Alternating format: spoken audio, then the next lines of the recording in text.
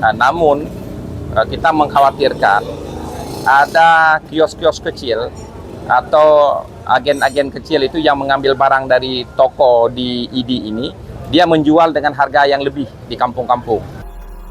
Syederalun, sejumlah pedagang di kota ID Rayek Aceh Timur mulai membersihkan toko dan kembali berjualan meskipun di tengah keterbatasan dan banyak kerusakan. Pantauan seraminis.com pada Senin 8 Desember 2025, kota ID masih dipenuhi lumpur sisa banjir bandang, sampah yang menumpuk hingga puing-puing kerusakan. Namun, para pedagang yang toko dan kiosnya selamat dan tidak mengalami kerusakan parah sudah mulai berjualan. Hal itu dilakukan untuk memenuhi kebutuhan pedagang dan pembeli, serta memajukan aktivitas pasar agar tidak lumpuh di ID.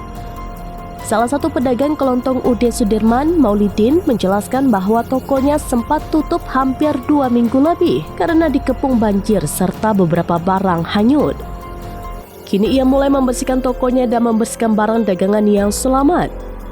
Meskipun stok bahan pokok di tokonya menipis, ia tetap berjualan sampai menunggu supplier datang memasok barang. Karena menurutnya, bahan dagangan di toko miliknya banyak dibutuhkan orang di tengah bencana seperti ini. Jika ia menutupnya, membuat masyarakat kesulitan mencari bahan pokok. Ia memprediksi proses masuknya barang baru ke ID mulai normal hari ini karena akses jalan menuju Medan juga mulai pulih. Hingga beberapa toko di ID juga sudah masuk stok baru dari Medan. Banjir bandang yang melanda Aceh Timur mengakibatkan kerusakan dan kerugian parah. Hal itu terjadi juga pada Maulidin.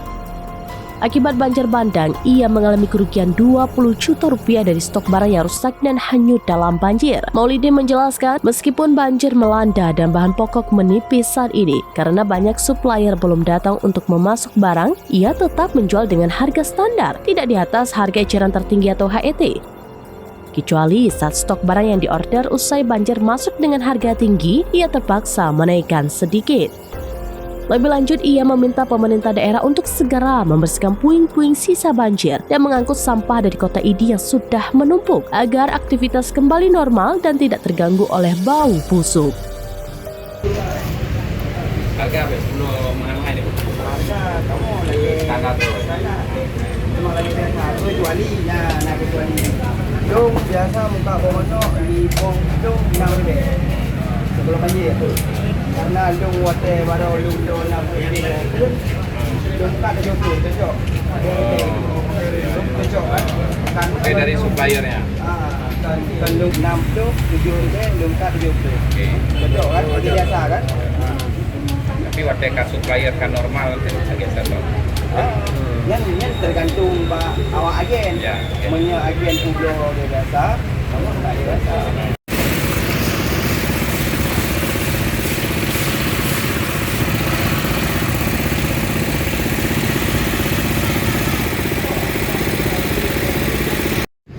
Motor aktif ya, motor. Itu adalah banjir.